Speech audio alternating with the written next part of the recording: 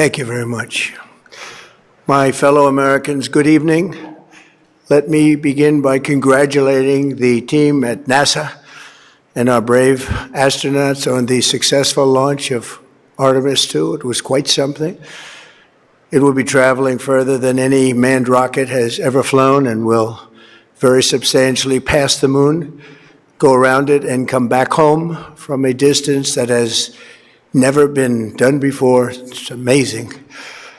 They are on the way, and God bless them. These are brave people. We want to God bless those 4 unbelievable astronauts. As we speak this evening, it's been just 1 month since the United States military began Operation Epic Fury, targeting the world's #1 state sponsor of terror, Iran. In these past 4 weeks, our armed forces have delivered swift, decisive, overwhelming victories on the battlefield. Victories like few people have ever seen before. Tonight, Iran's Navy is gone. Their Air Force is in ruins. Their leaders, most of them terrorist regime they led, are now dead. Their command and control of the Islamic Revolutionary Guard Corps is being decimated as we speak. Their ability to launch missiles and drones is dramatically curtailed, and their weapons, factories, and rocket launchers are being blown to pieces. Very few of them left. Never in the history of warfare has an enemy suffered such clear and devastating large-scale losses in a matter of weeks. Our enemies are losing in America, as it has been for 5 years under my presidency, is winning, and now winning bigger than ever before. Before discussing this current situation, I also want to thank our troops for the masterful job they did in taking the country of Venezuela in a matter of minutes. That hit was quick, lethal, violent, and respected by everyone all over the world. After rebuilding our military during my first term, we have by far the strongest military anywhere in the world.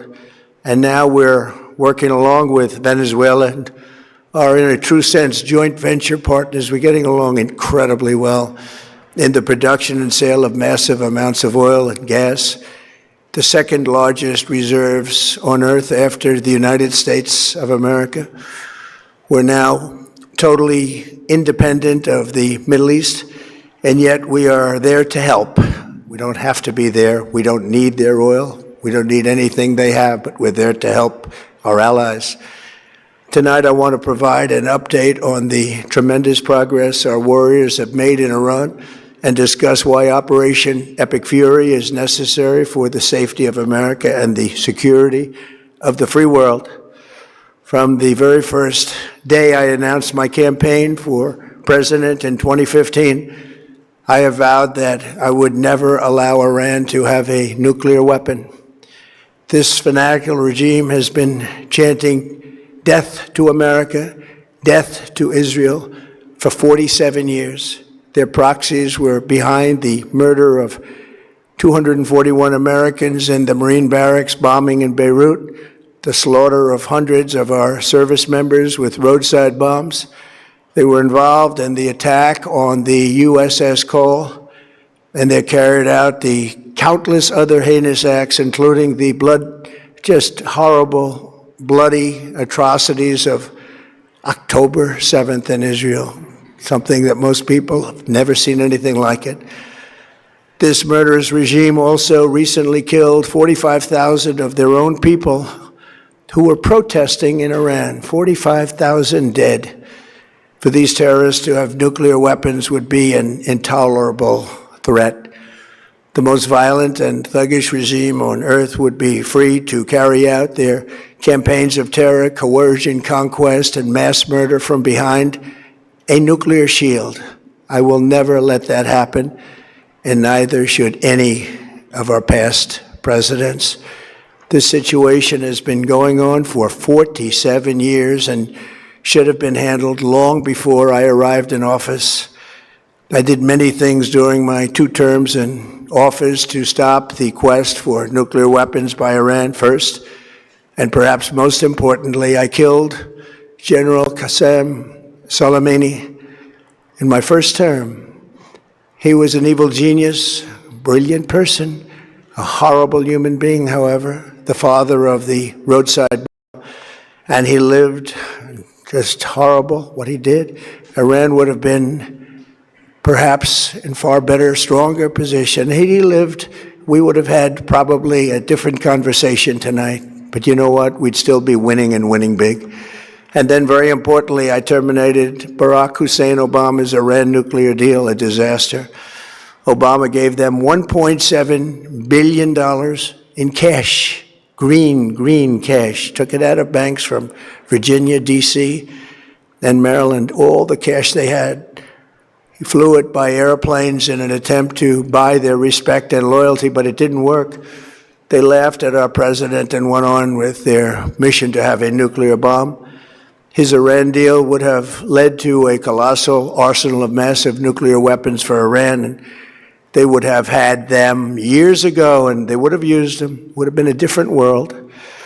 There would have been no Middle East and no Israel right now, in my opinion, the opinion of a lot of great experts, had I not terminated that terrible deal. And I was so honored to do it. I was so proud to do it. It was so bad right from the beginning.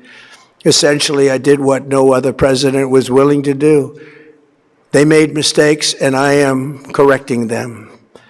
My first preference was always the path of diplomacy, yet the regime continued their relentless quest for nuclear weapons and rejected every attempt at an agreement. For this reason, in June, I ordered a strike on Iran's key nuclear facilities, an Operation Midnight Hammer. Nobody's ever seen anything like it. Those beautiful B-2 bombers performed magnificently. We totally obliterated those nuclear sites. The regime then sought to rebuild their nuclear program at a totally different location, making clear they had no intention of abandoning their pursuit of nuclear weapons. They were also rapidly building a vast stockpile of conventional ballistic missiles and would soon have had missiles that could reach the American homeland, Europe, and virtually any other place on Earth. Iran's strategy was so obvious. They wanted to produce as many missiles as possible, and they did, with the longest range possible, and they had some weapons that nobody believed they had. We just learned that out. We took them out. We took them all out so that no one would really dare stop them. And their race for a nuclear bomb, a nuclear weapon like nobody's ever seen before. They were right at the doorstep. For years, everyone has said that Iran cannot have nuclear weapons, but in the end, those are just words if you're not willing to take action when the time comes. As I stated in my announcement of Operation Epic Fury, our objectives are very simple and clear. We are systematically dismantling the regime's ability to threaten America or project power outside of their borders. That means eliminating Iran's Navy, which is now absolutely destroyed, hurting their Air Force and their missile program at levels never seen before, and annihilating their defense industrial base. We've done all of it. Their Navy is gone, their Air Force is gone. Their missiles are just about used up or beaten. Taken together, these actions will cripple Iran military, crush their ability to support terrorist proxies, and deny them the ability to build a nuclear bomb. Our armed forces have been extraordinary. There's never been anything like it militarily. Everyone is talking about it, and tonight I'm pleased to say that these core strategic objectives are nearing completion. As we celebrate this progress, we think especially of the 13 American warriors who have laid down their lives in this fight to prevent our children from ever having to face a nuclear Iran. Twice this past month, I've traveled to Dover Air Force Base, and it's been something. I wanted to be with those heroes as they return to American soil, and I was with them and their families, their parents, their wives, the husbands. We salute them, and now we must honor them by completing the mission for which they gave their lives. And every single one of the people, their loved ones said, "Please, sir, please finish the job, every one of them. And we are going to finish the job, and we're going to finish it very fast. We're getting very close. I want to thank our allies in the Middle East, Israel, Saudi Arabia, Qatar, the UAE, Kuwait, and Bahrain. They've been great, and we will not let them get hurt or fail in any way, shape, or form. Many Americans have been concerned to see the recent rise in gasoline prices here at home. This short-term increase has been entirely the result of the Iranian regime launching deranged terror attacks against commercial oil tankers in neighboring countries that have nothing to do with the conflict. This is yet more proof that Iran can never be trusted with nuclear weapons. They will use them, and they will use them quickly. It would lead to decades of extortion, economic pain, and instability worse than we can ever imagine. The United States has never been better prepared economically to confront this threat. You all know that. We built the strongest economy in history. We're going through it right now, the strongest in history. In 1 year, we've taken a dead and crippled country. I hate to say that, but we were a dead and crippled country after the last administration and made it the hottest country anywhere in the world by far, with no inflation, record-setting investments coming into the United States, over $18 trillion, and the highest stock market ever, with 53 all-time record highs in just 1 year. It all positioned us to get rid of a cancer that has long simmered. It's known as the nuclear Iran, and they didn't know what was coming. They've never imagined it. Remember, because of our Drill Baby Drill program, America has plenty of gas. We have so much gas. Under my leadership, we are #1 producer of oil and gas on the planet, without even discussing the millions of barrels that we're getting from Venezuela. Because of the Trump administration's policies, we produce more oil and gas than Saudi Arabia and Russia combined. Think of that, Saudi Arabia and Russia combined. And that number will soon be substantially higher than that. There's no country like us anywhere in the world, and we're in great shape for the future. The United States imports almost no oil through the Hormuz Strait and won't be taking any in the future. We don't need it. We haven't needed it, and we don't need it. We've beaten and completely decimated Iran. They are decimated, both militarily and economically and in every other way. And the countries of the world that do receive oil through the Hormuz Strait must take care of that passage. They must cherish it. They must grab it and cherish it. They can do it easily. We will be helpful, but they should take the lead in protecting the oil that they so desperately depend on.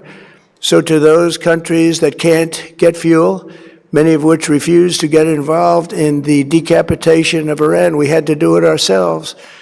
I have a suggestion. #1, buy oil from the United States of America. We have plenty. We have so much. And #2, build up some delayed courage. Should have done it before. Should have done it with us, as we asked. Go to the Strait and just take it, protect it, use it for yourselves. Iran has been essentially decimated. The hard part is done, so it should be easy. And in any event, when this conflict is over, the Strait will open up naturally. It'll just open up naturally. They're going to want to be able to sell oil because that's all they have to try and rebuild. It will resume the flowing, and the gas prices will rapidly come back down. Stock prices will rapidly go back up. They haven't come down very much, frankly. They came down a little bit, but they've had some very good days over the last couple of days. We've done actually much better than I thought, but we had to take that little journey to Iran to get rid of this horrible threat. With our historic tax cuts, where people are just now talking about receiving larger refunds than they ever thought possible, they are getting so much more money than they thought. That's from the great big beautiful bill. Our economy is strong and improving by the day, and it will soon be roaring back like never before. It will top the levels that it was a month ago. I've made clear from the beginning of Operation Epic Fury that we will continue until our objectives are fully achieved. Thanks to the progress we've made, I can say tonight that we are on track to complete all of America's military objectives shortly, very shortly. We're going to hit them extremely hard over the next 2 to 3 weeks. We're going to bring them back to the Stone Ages where they belong. In the meantime, discussions are ongoing. Regime change was not our goal. We never said regime change, but regime change has occurred because of all of their original leaders' death. They're all dead. The new group is less radical and much more reasonable. Yet if during this period of time no deal is made, we have our eyes on key targets. If there is no deal, we are going to hit each and every one of their electric generating plants very hard and probably simultaneously. We have not hit their oil, even though that's the easiest target of all, because it would not give them even a small chance of survival or rebuilding. But we could hit it, and it would be gone, and there's not a thing they could do about it.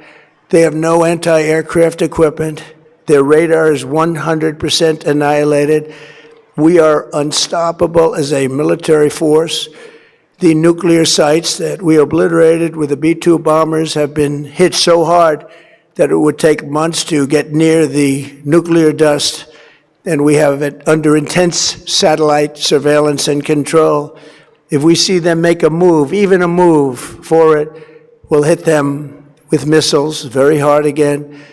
We have all the cards, they have none. It's very important that we keep this conflict in perspective. American involvement in World War I lasted 1 year, 7 months, and 5 days. World War II lasted for 3 years, 8 months, and 25 days. The Korean War lasted for 3 years, 1 month, and 2 days. The Vietnam War lasted for 19 years, 5 months, and 29 days. Iraq went on for 8 years, 8 months, and 28 days. We are in this military operation, so powerful, so brilliant, against one of the most powerful countries for 32 days. And the country has been eviscerated and essentially is really no longer a threat. They were the bully of the Middle East, but they're the bully no longer. This is a true investment in your children and your grandchildren's future. The whole world is watching, and they can't leave the power, strength, and brilliance. They just can't believe what they're seeing. They leave it to your imagination, but they can't believe what they're seeing, the brilliance of the United States military. Tonight, every American can look forward to a day when we are finally free from the wickedness of Iranian aggression and the specter of nuclear blackmail. Because of the actions we have taken, we are on the cusp of ending Iran's sinister threat to America and the world. And I'll tell you, the world is watching. And when we do, when it's all over, the United States will be safer, stronger, more prosperous, and greater than it has ever been before. May God bless the men and women of the United States Armed Forces, and may God bless the United States of America. Thank you very much, and good night.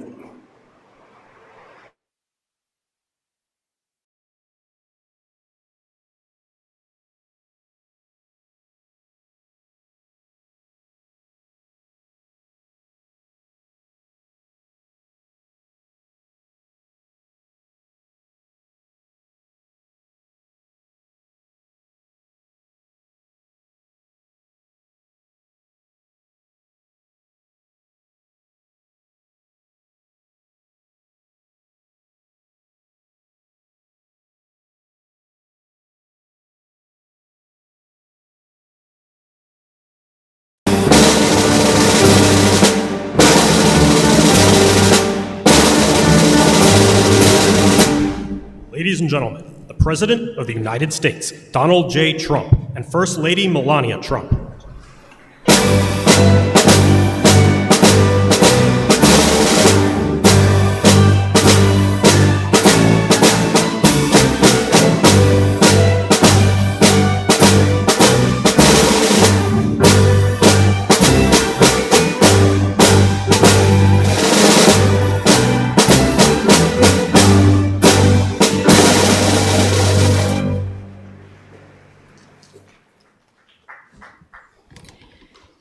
Good afternoon. Please sit down. It is wonderful to see here in the White House so many incredible women this afternoon. The strength of America is closely tied to the role women play in shaping their children's character, education, and morals. The values cultivated within our communities shape the voice and vision of our next generation. A woman's influence strengthens our democracy, capital markets, and time-tested business institutions. Across the country today, women are finding unique ways to balance career ambition and family.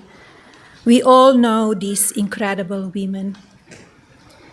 They dominate America's workforce now more than ever before. As a visionary, I know success is not born overnight, but rather takes shape after a long and sometimes challenging process. Often alone at the top, I follow my passion, listen to my instinct, and always maintain a laser focus. In solitude, my creative mind dances, filling my imagination with originality. Attention to detail, demanding schedules, and multitasking are everyday realities when building towards success. The principle resonates across all my roles as a mother, humanitarian, philanthropist, and entrepreneur. As well as with my new film, where I shaped its creative direction, served as a producer, managed post-production, and activated the marketing campaign. Curiosity is a core value that keeps me ahead of the curve. Curiosity begets knowledge, opening doors to ideas and industry that I have otherwise overlooked. This unrestricted mindset has led me to build across very different sectors: fashion, digital assets, publishing, accessories, skincare, commercial television, and of course, filmmaking.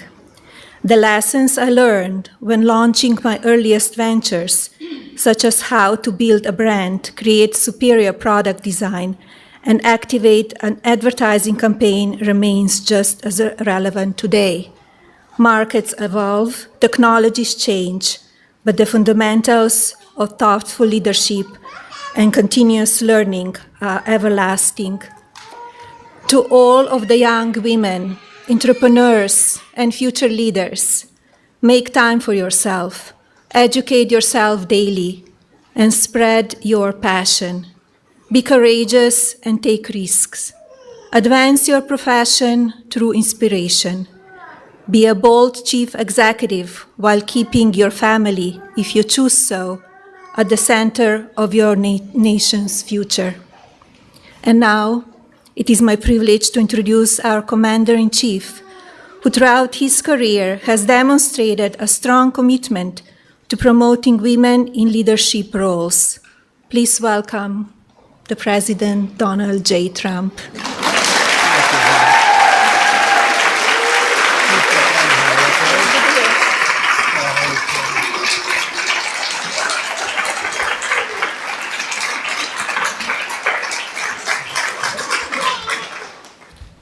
Well, thank you very much. Movie star, can you believe this? Can you believe it? That wasn't supposed to happen. We were supposed to have a nice, normal life. But she's terrific and big success. And I think it was #1 last night streaming. It went on streaming last night. It was #1. So I don't know. Maybe she's getting a little too big for the White House. We'll have to think about it.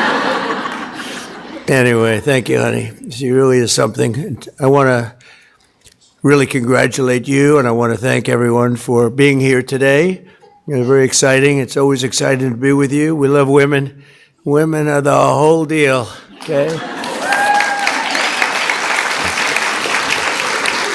And today is very special because we celebrate Women's History Month. That's what it's about every year.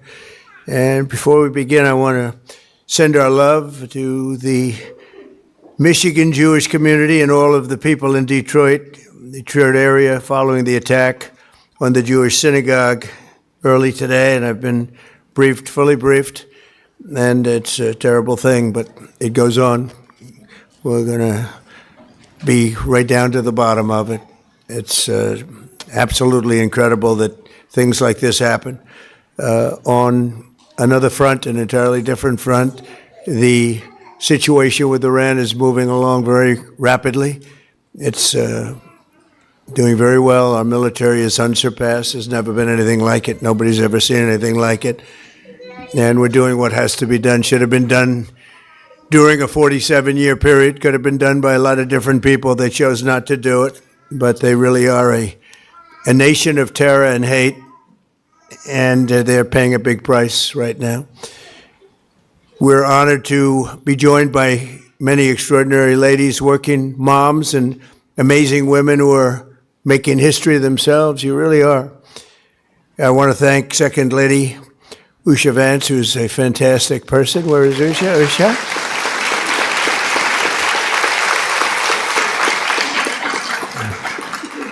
And really, you have been such an inspiration to a lot of women. Usha, thank you very much. Appreciate it. And your husband's doing a good job. The youngest and perhaps the best White House press secretary in history. Caroline, where's Caroline? Doing a fantastic job, Caroline. She keeps me straight. She keeps you, no, sir, you can't do that. You can't do this. I can't do anything. Life would be so much more exciting, wouldn't it? Thank you, Caroline. Great. Attorney General Pam Bondi, my friend. Good, good. Got some big things in store. She's doing a great job. Thank you, Pam. Labor Secretary Lori Chavez DeRemer. Thank you, Lori. Thank you very much. Senator Cindy Hyde-Smith, who just had, what did you get, 84, 85% of the vote? What's going on? You know? Now I can tell this story. I would have, but Cindy Hyde called me up years ago when she first ran. It was a tough race. It was one of their top people in the White House. I won't mention the president because we don't want to mention anybody. Get yourself in a lot of trouble. But it was a top person, and it looked very tough for any Republican candidate. And Cindy Hyde was the one, and she was not, I don't know, not like the people that knew her loved her, but not a lot of people knew her. And she said, sir, could you do me a favor? Could you give me a rally? I said, a rally's a big deal. And I got there and she said, would you stay and do another rally in another part of the state? Nobody's ever, and we ended up with 3 of them. And she won in a landslide, right? And now she's at 85%. And now she wins. She doesn't need rallies. I say, do you want me to do a rally? I don't need any rallies, sir. She got 85%. Good. I was so happy to say. Not surprised, but I was so happy. And that's because you've done a great job. Great job. Thank you very much. Representatives, Virginia Fox, my friend for a long time. Virginia, thank you. Kat Kamek. Kat, thank you very much. Thank you, Kat. Diana Harshbarger. Where's Diana? Diana, thank you. A friend of mine, a very talented person too, very smart, Victoria Sparks. We argue, but we always come to the same place. Doing a good job. And of course, Kellyanne Conway. Has anyone ever heard of her? She's fantastic. She's in there fighting. She's a Kellyanne. A friend of mine said, you know that Kellyanne, I admire her, the way she goes in and she screams at those people she's got us, meaning the media, because this is a man that doesn't do very well with the media. It's one of those things. But thank you, Kellyanne. And also, I want to thank the New York Stock Exchange and the person who is so instrumental in its great success, Lynn Martin. Thank you very much, Lynn. Great job. Great job. Say hello to Jeff, right? Thank you very much. Going all the way back to our nation's founding in 1776, America has been strengthened beyond measure by the courage, by the spirit, love, devotion, and the incredible woman. I mean, all of these incredible women who have served our nation, uplifted our communities, pioneered new industries, and been the heart and soul of the American family. And they are the heart and soul. From Martha Washington to Betsy Ross, from Clara Barton to Amelia Earhart, and Rosa Parks to Aretha Franklin, American women have propelled us to even greater heights. And now the Trump administration is working every single day to make America better, safer, and more prosperous for women and men, but, but much more importantly for women. And they are really the inspiration. They are so powerful and so important and so beautiful. I'm not allowed to use the word beautiful, but I'm using it anyway. Usually it's the end of your political career. If you say a woman's a beautiful woman, they say that's the termination of his career, but somehow it hasn't hurt too much. You're incredible women and you're beautiful women. Well, we're here to celebrate Women's History Month today. We also are celebrating National Working Moms Day, a very special day. And since I took office, we've created more than 300,000 jobs now filled by proud, hardworking American women. It's a record. The number of women-owned businesses increased by 1.2 million last year alone. That's also a record. These are all records. Got a lot of records. Think of that, 1.2 million last year alone, businesses opened by women. Very ambitious people, very, very ambitious, very, very amazing. To support working moms like many in this room, last year we passed the largest tax cuts in American history. So our opponents, as you know, want to raise taxes. We decided to lower taxes. All my life, I've watched politicians. I've only started this about 10 years ago. But I watched politicians, and I watched them so diligently. I loved it. I loved watching. They would say, we will cut your taxes. We're going to cut your taxes. We'll cut your taxes. Even if they didn't mean it, they said it. The Democrats say, we will raise your taxes. I've never heard anything. But maybe that's why we won in a landslide. Maybe. But we did cut your taxes. And that includes no tax on tips, no tax on overtime, and no tax on Social Security for our great seniors. That's a big deal. And with us today is Heather Kell, joined by her 14-year-old beautiful son, Finley. Heather is a single mom and waitress in Hendersonville, North Carolina, a great place. And thanks to the One Big Beautiful Bill, she got a big, beautiful tax refund of $4,000 this year, which she didn't expect. And Heather, please come up and tell us how excited you are to receive that. Come on up, Heather. Thank you. Thank you, darling. Thank you. I'm honored to be here today. I have been a waitress for over 20 years, and a lot of the people I've seen come and go in the industry are single moms, and they work hard. They're the hardest working people I know. And then at the end of the year, they're always super stressed out because they don't know where they're going to come up with the extra couple $1,000s that they owe on the taxes. And this year, I had to do a double take. I had to do my taxes twice to make sure this was real. I couldn't believe it. Thank you. Thank you so much. Thank you. I appreciate you. I love that ending. Wasn't that beautiful? That's from the heart. That's from the heart. Thanks, Heather. Spend it wisely, right? Thank you. Also with us is Nora Pruitt, a proud mom of 7 and a sheet metal worker from Baltimore, Maryland. She's seeing how our manufacturing renaissance is bringing opportunity back to America. And if you would, please come up, Nora. Thank you. Thank you very much.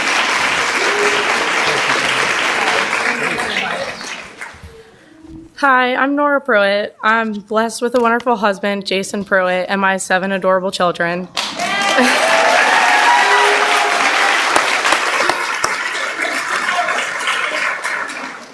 I'm a working mom. I used to be a housekeeper for 9 years. A year ago, I got a job, a career job, at Marlin Steel Wire Productions in Baltimore, Maryland.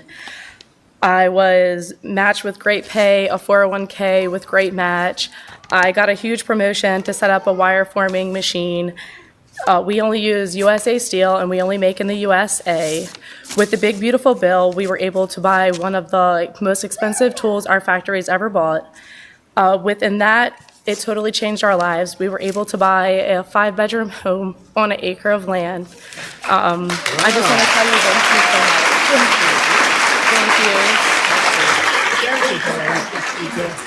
Thank you. Wow. That's pretty good, huh? So we have another person that I'm going to introduce. You know, they said, "You mind bringing up 5 people?" I said, "Not really, but it's a lot." Then I looked at him, I said, "How about some more like that? We want more." But thank you. It's great. Great job you did. Another working mom benefiting from our policies is Lexi Chambers. And she's a second-generation farmer from Virginia who's got 2 wonderful daughters, June and Tilly. They're benefiting from our one big, beautiful bill. I always say great, big, beautiful bill because I like it better, Pam. They say, "Sir, that's not the exact." I said, "Don't worry about it. It'll be just fine. Great, big, beautiful bill," because that's what it is. And the $12 billion in farm relief we issued using tariff revenue. We get $12 billion. We took in tremendous amounts of money. We're taking in money because of the tariffs, and really jobs are coming in through the roof, and we have factories being built all over the country. As an example, in the last administration, less than $1 trillion in 4 years. We've taken in $18 trillion plus in 11 months. We haven't included the 12th month yet. So we're at more than $18 trillion, and it's a record in the history of our country. We've never done anything, and that was for a lot of good things. It was because of November 5th, but it was also because of tariffs. So, Lexi, please come up and say a few words. Lexi, come on up, Lexi. Oh, it's so beautiful. How are you? Nice to see you. Come on in. Hi, my daughter June had to join me. She was not one to stay. As a wife of a second-generation Virginia farmer, one of my biggest goals, second to teaching my children to love Jesus above all else, is to ensure that my daughters have the opportunity to farm one day. President Trump, your support of American agriculture through your changes and updates of the estate tax relief for family farms has allowed families like mine the opportunity to ensure that my daughters can farm one day. Thank you for your work on OBBB and your support of the American family farm. Thank you very much. Thank you.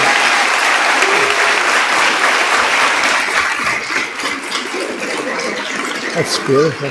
You know, one of the things that we were just thinking about and talking about, and something so important is exactly that. You mentioned, I never mention it, but so big when you want to pass on your farm to your beautiful daughter someday. A lot of people, until we came along, I came along, we all came along together, you had a tremendous estate tax. They call it a death tax. You want the farm to go, well, they had tremendous estate tax. In some cases, they're sort of semi-land rich, but cash poor. But that's the way it is sometimes. And farms were being lost all over the country. They were being taken away from the banks. And we ended the death tax. We ended it for the farmers, for manufacturers, and small businesses. So you're not going to be losing your farms anymore. Okay? It's going to be a long time from now, many, many years, 70, 80 years, but just going to have no tax to pay, okay? Going to be in a long time. Thank you very much. That was great. One of the most important ways we can support women is by bringing law and order and public safety back to our country. And for the past 10 months in a row, think of that, 10 months in a row, 0 illegal aliens have been admitted to the United States, which is an amazing number. In 1 year, we've seen the largest decline in the murder rate in 125 years. It's back to the year 1900. That's before my father was born. He never liked talking about age. He probably would hate me saying that, but it was before, way before my father was born. And 125 years, the lowest number of murders. And part of that is what we've done with your department, Pam, and